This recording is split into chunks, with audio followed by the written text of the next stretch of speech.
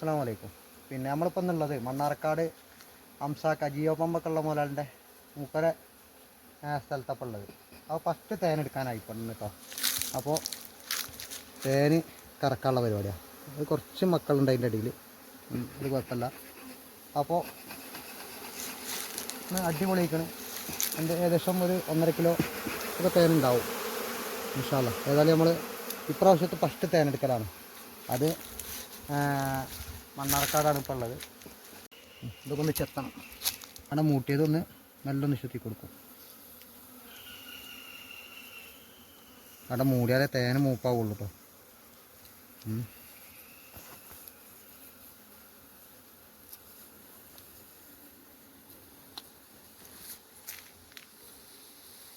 ചുരുക്കി അങ്ങനെ എടുത്താൽ മതി.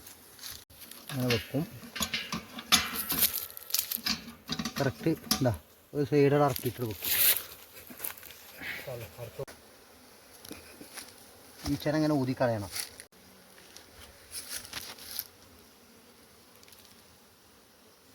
അട തുറന്നു കൊടുക്കുക. ഇത് ഫുള്ള് തേനും പോരുള്ളൂ. അപ്പം അത് ആയി തിരിക്കല്ലേ നമുക്ക്. ഓക്കെ,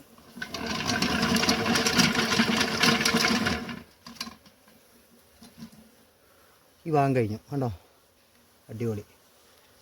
ഇനി അടുത്തത് ഈ ഭാഗം കൂടി തിരിച്ചാൽ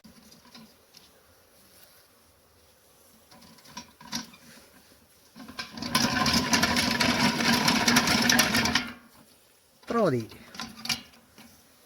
അയ്യോ അടിപൊളി അടിപൊളി തേൻ. അയ്യോ ഇവിടുത്തെ തേൻ്റെ പ്രത്യേകത എന്ന് പറഞ്ഞാൽ ഇവിടെ ഫുള്ള് ജാതിമരാണ്. ജാതിയും കവുങ്ങും തെങ്ങും.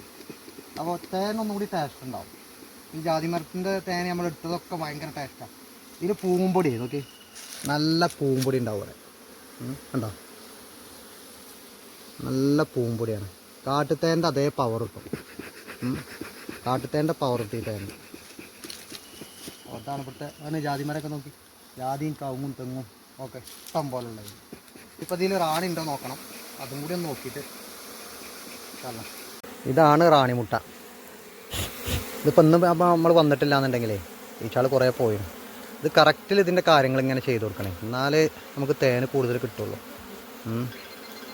പിന്നെ അലിബായിനോട് പറഞ്ഞൊക്കെ കൊടുത്തിരിക്കണം, പക്ഷേ മൂപ്പർക്ക് ഭയങ്കര പേടിയാണ്. ഈശൻ്റെ അടുത്തേക്ക് വരുന്നില്ല.